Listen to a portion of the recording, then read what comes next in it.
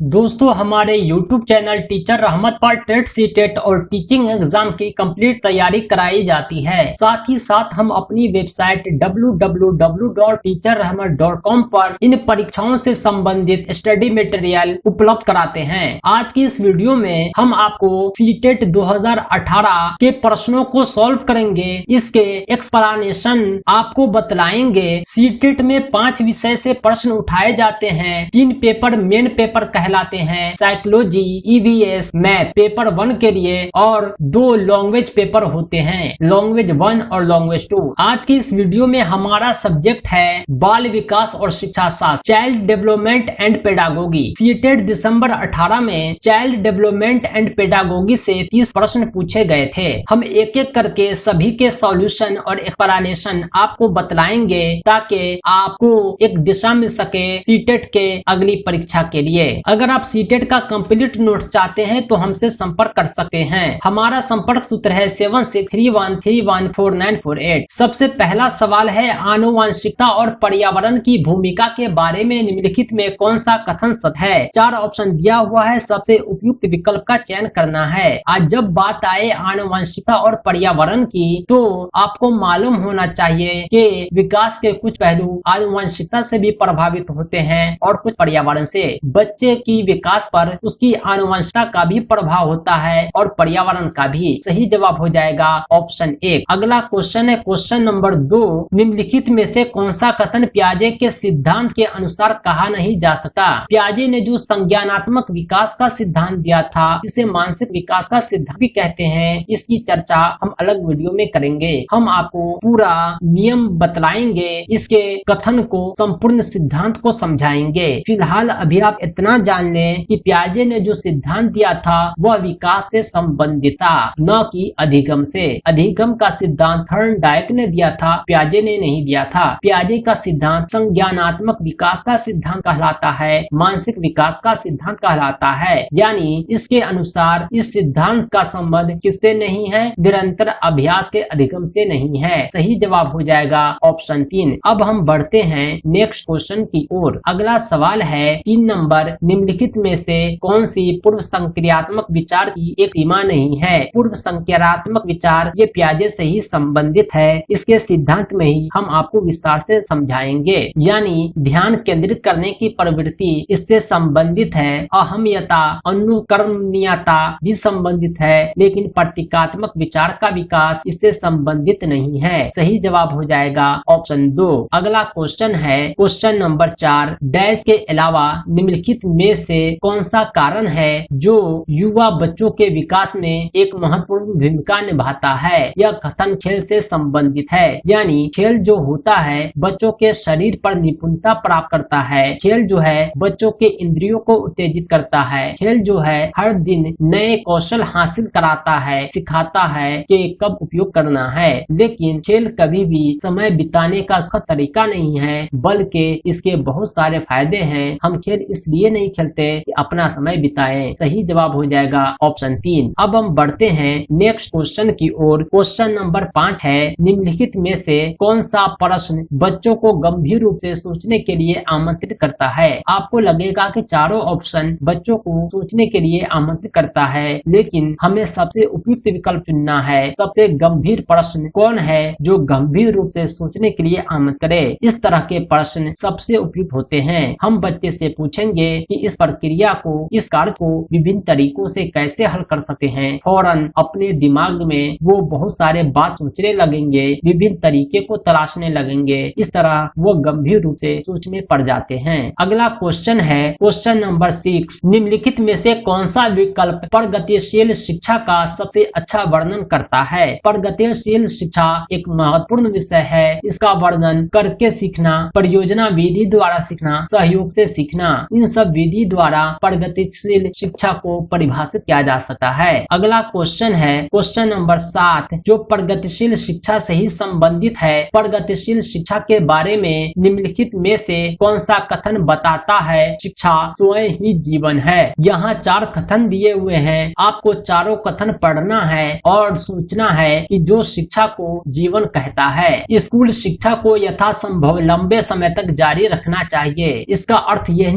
नहीं होता है कि शिक्षा स्वयं ही जीवन है। सबसे उपयुक्त आंसर होगा स्कूलों में शिक्षा सामाजिक और प्राकृतिक दुनिया को प्रतिबिंबित करता है। स्कूलों में जो शिक्षा दी जाती है वो सामाजिक दुनिया को ही प्रतिबिंबित करता है, प्राकृतिक घटनाओं की ही शिक्षा दी जाती है। इसी प्रकार हम कह सकते हैं शिक्षा जो है स्वयं अपने में एक जीवन है। अब हम बढ़ते हैं नेक्स्ट क्वेश्चन की ओर। क्वेश्चन नंबर 8 है, कोहलबर्ग के सिद्धांत के योगदान के रूप में निम्नलिखित में से किसे माना जाता है? कोहलबर्ग ने जो सिद्धांत दिया था उसकी चर्चा हम नेक्स्ट वीडियो में करेंगे। फिलहाल इतना जान लें कि उन्होंने सिद्धांत के संज्ञानात्मक परिपक्वता और नैतिक परिपक्वता के बीच एक सहयोग का समर्थन किया था। यानी जब पियाजे ने संज्ञानात्मक विकास का सिद्धांत दिया तो कोहलबर्ग ने नैतिक विकास का सिद्धांत दिया और दोनों के बीच एक सहयोग और समर्थन का भावना प्रकट किया। यह सिद्धांत भी काफी इम्पोर्टेंट है, हर वर्ष एक न एक क्वेश्चन इससे जरूर उठाए जाते हैं। अब हम बढ़ते हैं नेक्स्ट क्वेश्चन की ओर। क्वेश्चन नंबर 9 है, निकटवर्ती विकास का क्षेत्र प्रोक्सिमल डेवलपमेंट जोन क्या है? इस क्षेत्र का संबंध है एक संदर्भ से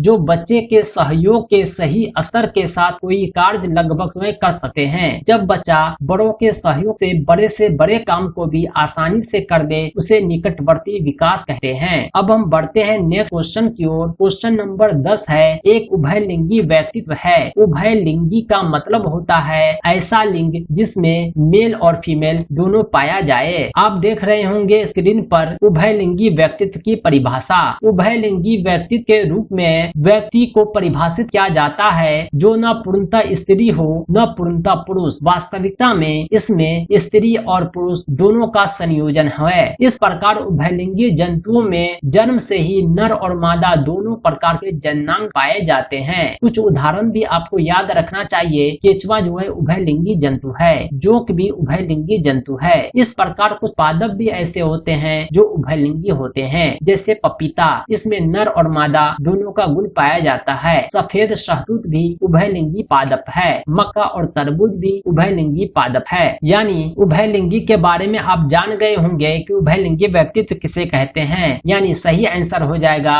इसमें मर्दाना और स्त्री गुण का समायोजन होता है। अब हम बढ़ते हैं नेक्स्ट क्वेश्चन की ओर। क्वेश्चन नंबर 11 है, बच्चे डैश को छोड़कर अन्य सभी के द्वारा लिंग भूमिकाएं ग्रहण करते हैं। लिंग का मतलब हुआ मेल फीमेल। मीडिया में जब जाएगा तो लिंग मेल और फीमेल की बात आती है। सामाजिकरण तो खैर मेल और फीमेल का ही समायोजन होता है। संस्कृति में भी मेल और फीमेल देखा जाता है, लेकिन ट्यूशन में एक छात्र के रूप में होता है, न मेल न फीमेल। सही जवाब हो जाएगा ऑप्शन 4। अगला क्वेश्चन है क्वेश्चन नंबर 12, मानकीकृत परीक्षणों की आलोचना में से एक यह है कि वे मुख्य रूप से संस्कृति का प्रतिनिधित्व करते हैं, इसलिए पक्षपाती हैं। उनकी भाषा को समझना मुश्किल है। परीक्षण बड़ी आबादी पर लागू नहीं किए जा सकते। वे बच्चों की क्षमता की स्पष्ट तस्वीर नहीं देते हैं। मानकीकृत परीक्षण यानी एक स्टैंडर्ड टेस्ट परीक्षा जो होती है वो किसी बच्चे के अकॉर्डिंग नहीं होता, बल्कि उसमें स्टैंडर्डाइज्ड क्वेश्चन पूछे जाते हैं। उसकी आलोचना की जाती है इसलिए कि वे मुख्य रूप से मुख्य धारा के संस्कृति का ही प्रतिनिधित्व करते हैं। वे हर वर्ग के हर क्षेत्र के बच्चों के अकॉर्डिंग प्रश्न नहीं पूछते। आपके किताब में ही जो भाषा लिखे होते हैं वो आपकी क्षेत्रीय भाषा नहीं होती, वह मुख्य धारा की भाषा होती है। इसलिए यह हमेशा मुख्य धारा वर्गों के लिए एक आलोचनात्मक विषय होता है। सही जवाब हो जाएगा ऑप्शन 1। अब हम बढ़ते हैं नेक्स्ट क्वेश्चन की ओर। एकाधिक बुद्धिमानी का सिद्धांत क्या कहता है? एकाधिक का मतलब होता है एक से अधिक। वास्तविकता में ये एक सिद्धांत है जिसकी चर्चा भी हम आगे करेंगे। एकाधिक बुद्धिमानी का सिद्धांत कहता है कि बुद्धि कई प्रकार हो सकती है। अब हम बढ़ते हैं नेक्स्ट क्वेश्चन की ओर। क्वेश्चन नंबर 14 है, शिक्षक सीखने के लिए मूल्यांकन और सीखने के मूल्यांकन दोनों का उपयोग कर सकते हैं। सीखने के लिए मूल्यांकन और सीखने के मूल्यांकन दोनों में डिफरेंस होता है। दोनों का उपयोग करके बच्चों की प्रगति और उपलब्धि स्तर को जाना जा सकता है। बच्चों ने कितना प्रगति किया और क्या गेन किया, उसके अंदर क्या विकास हुआ,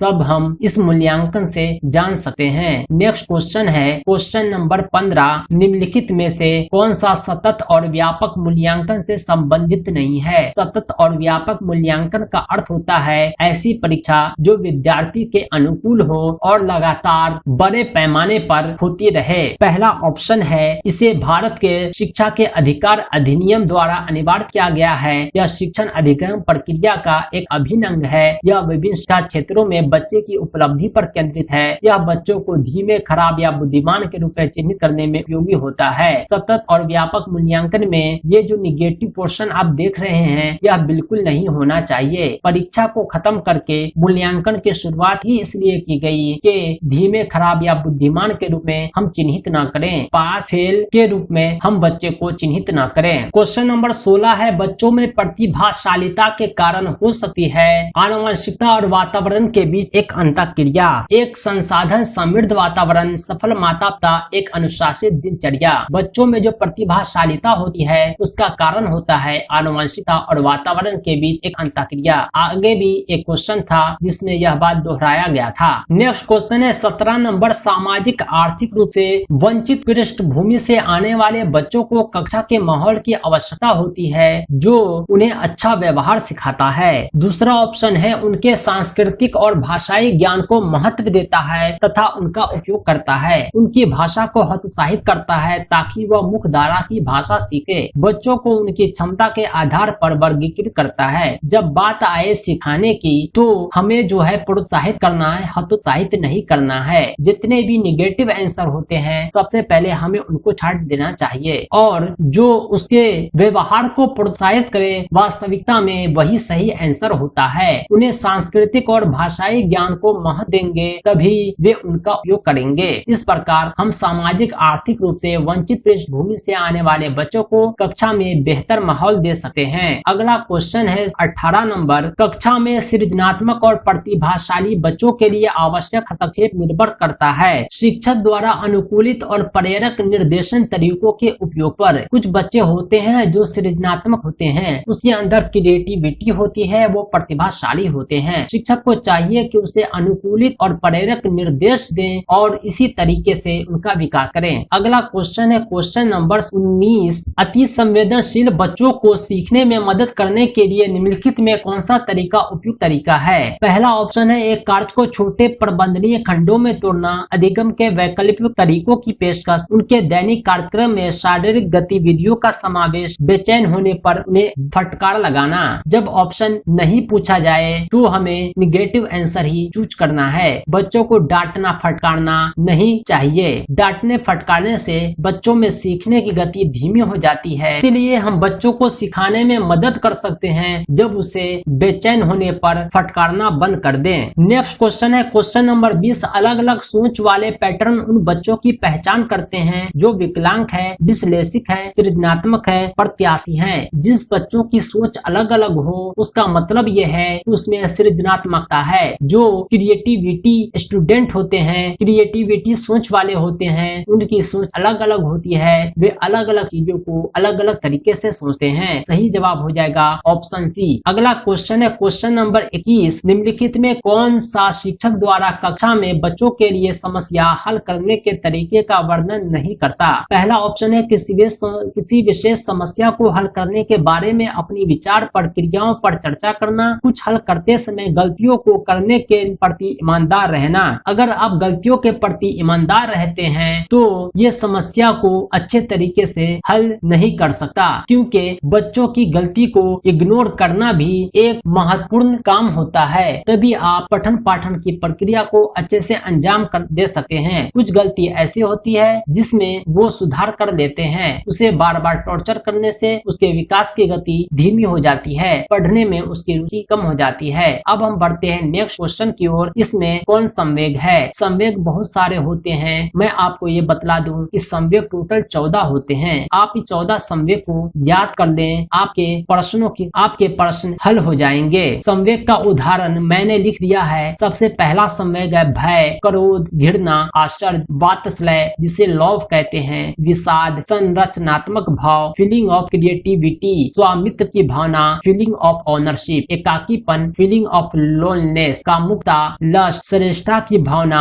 आत्महीनता, ये सब के सब संवेग हैं। भूख भी एक संवेग है, आमोद भी एक संवेग है। यानी संवेग जो है टोटल 14 होते हैं। आपको एक एक संवेग को याद रखना है ताकि परीक्षा में कहीं से प्रश्न पूछे जाए आप आसानी से सॉल्व कर दें। इसमें सही जवाब हो जाएगा डर, स्मृति, ध्यान, उत्तेजना सब संवेग है। डर जो है संवेग नहीं है। अब हम बढ़ते हैं नेक्स्ट क्वेश्चन की ओर। अगला क्वेश्चन है 23। एक 3 साल का बच्चा बताता है कि दूध बूथ पर एक मशीन द्वारा दूध का उत्पादन होता है। निम्नलिखित में कौन सा बच्चे की समझ का सबसे अच्छा स्पष्टीकरण प्रदान करता है? जब बच्चा देखता है कि दूध बूथ पर एक मशीन के द्वारा दूध का उत्पादन होता है तो बच्चा जो है जवाब में दूध बूथ से दूध खरीदने के अपने अनुभव को शेयर करता है। सही जवाब हो जाएगा ऑप्शन 2। अगला क्वेश्चन है क्वेश्चन नंबर 24। निम्नलिखित में कौन सा शिक्षक की भूमिका का सबसे अच्छा वर्णन करता है? शिक्षक की बहुत सारी भूमिका है, उसमें सबसे अच्छा वर्णन है आराम के लिए जगह बनाना, जहां बच्चे संवाद और पूछताछ के माध्यम से सीखे हैं। यानी आराम के लिए भी बच्चे को जगह मिल गया और बच्चे सीख भी रहे हैं। अगला सवाल है क्वेश्चन नंबर 25। निम्नलिखित में कौन सी कक्षा समृद्ध शिक्षा को प्रोत्साहित करती है? ऐसी कक्षा जिसमें खुली गतिविधि के कोने हो और विभिन्न प्रकार के बाल सहित खुली ताक में रखी हो, जो दिन में किसी भी समय प्राप्त किया जा सके। यानी अच्छी शिक्षा का मतलब ये होता है जहाँ शिक्षा ग्रहण करना आसान हो। सही जवाब हो जाएगा ऑप्शन 2। अगला क्वेश्चन है 26 नंबर। निम्नलिखित में कौन सा कक्षा में पाठ्य पुस्तकों की भूमिका का सबसे अच्छा वर्णन करता है? पाठ्य पुस्तक जो होते हैं संसाधन रहित संदर्भ में सबसे आवश्यक अधिगम सामग्री माने जाते हैं। पहला ऑप्शन है वे कक्षा में उपलब्ध संसाधन और संदर्भ सामग्री में से एक है। वे एक राज्य या राष्ट्र में अधिगम के एकरूपता बनाए रखते हैं। वे अध्ययन के पाठ्यक्रम के बारे में शिक्षकों और माता पिता को मार्गदर्शन प्रदान करते हैं। वे संसाधन रहित संदर्भ में सबसे आवश्यक अधिगम संसाधन बनाते हैं। पाठ्य पुस्तक कभी भी संपूर्ण नहीं होता बल्कि एक सामग्री होता है। यानी पठन पाठन के बहुत सारे संसाधन हैं, उनमें से पाठ्य पुस्तक एक है। इसके अलावा भी बहुत सारे तरीके हैं जिसके माध्यम से पठन पाठन किया जाता है। सही जवाब हो जाएगा ऑप्शन 1। अगला क्वेश्चन है 27 नंबर। राष्ट्रीय पाठचर्या फ्रेमवर्क 2005 में अपनी समझ प्राप्त की है। इसका सही आंसर हो जाएगा रचनावाद। NCF 2005 जो आया था उसने अपनी समझ रचनावाद से प्राप्त की है। अगला क्वेश्चन है 28 नंबर। कक्षा में बच्चों को प्रेरित समझा जा सकता है यदि अच्छी तरह से वर्दी पहने स्कूल में आते हैं, वे कक्षा में अनुशासन बनाए रखते हैं, वे सभी उपस्थिति में नियमित हैं, वे शिक्षक से स्पष्टीकरण प्राप्त करने के लिए प्रश्न पूछते हैं। प्रश्न पूछना एक बेहतर जो है छात्र का गुण होता है। कक्षा में बच्चे प्रेरित तभी समझे जाते हैं वे शिक्षक से प्रश्न पूछते हैं, इसलिए कि शिक्षक उचित उत्तर दें। अगला क्वेश्चन है 29 नंबर। निम्नलिखित में कौन सा बच्चों में अधिगम में सुधार करने के लिए सबसे अधिक उपयुक्त है? पहला ऑप्शन है नियमित मूल्यांकन परीक्षा आयोजित की जानी चाहिए। दूसरा ऑप्शन है शिक्षक को विभिन्न उदाहरणों और चित्रों का उपयोग करके विषय की व्याख्या करनी चाहिए। कक्षा में सभी प्रकार के शिक्षण सामग्री होनी चाहिए। शिक्षक को वास्तविक जीवन स्थितियों को बच्चे को एक दूसरे के साथ बातचीत करने में मदद करनी चाहिए। वास्तविक जीवन जो होता है बच्चों के अधिगम में सुधार का सबसे उपयुक्त तरीका माना जाता है, क्योंकि वास्तविक जीवन से ही सब कुछ सीख सकता है। शिक्षक और बच्चे जब एक दूसरे से बातचीत करेंगे तो वास्तविक जीवन और अधिक विस्तार से चर्चा का विषय बन जाएगा। सही जवाब है ऑप्शन 4। अगला क्वेश्चन है 30 नंबर। अनुशासन जो अधिगम वातावरण में एक महत्वपूर्ण भूमिका निभाता है किस तरह मदद करता है? यानी अनुशासन का अधिगम में क्या महत्व है? पहला ऑप्शन है बच्चों को अपनी शिक्षा को विनियमित और मॉनिटर करने के लिए, चुप्पी साधे रहने के लिए, शिक्षकों को निर्देश देने के लिए, बच्चों को उनके पाठरका याद करने के लिए। कभी भी अनुशासन और अधिगम शब्द कोई निगेटिव उत्तर लेकर नहीं आ सकता है। जब भी उत्तर होगा पॉजिटिव उत्तर ही होगा। बच्चों को अपनी शिक्षा को विनियमित और मॉनिटर करने के लिए, बच्चे अपनी शिक्षा को मॉनिटर करते हैं, विनियमित करते हैं। ये थे चाइल्ड डेवलपमेंट एंड पेडागोगी के 30 प्रश्न जो सीटेड दिसंबर 18 पेपर 1 में पूछे गए थे। अगला वीडियो हम लेकर आएंगे नेक्स्ट सब्जेक्ट के साथ। हमारा नेक्स्ट सब्जेक्ट होगा मैथमेटिक्स एंड पेडागोगी। इस प्रकार हम सीटेट दिसंबर 18 के प्रत्येक सब्जेक्ट आपके सामने प्रस्तुत करेंगे। अगला वीडियो देखने के लिए हमारे YouTube चैनल को सब्सक्राइब करें, बेल नोटिफिकेशन ऑन करें। इस कक्षा की PDF आप हमारी वेबसाइट से डाउनलोड कर सकते हैं, इसका लिंक डिस्क्रिप्शन में है। साथ ही साथ अगर आप कंप्लीट स्टडी मटेरियल चाहते हैं तो आप हमसे संपर्क कर सकते हैं। हमारा संपर्क सूत्र है 7631314948। इस नंबर पर आप कॉल भी कर सकते हैं, व्हाट्सएप भी। संपूर्ण स्टडी मटेरियल हम व्हाट्सएप के माध्यम से उपलब्ध कराते हैं।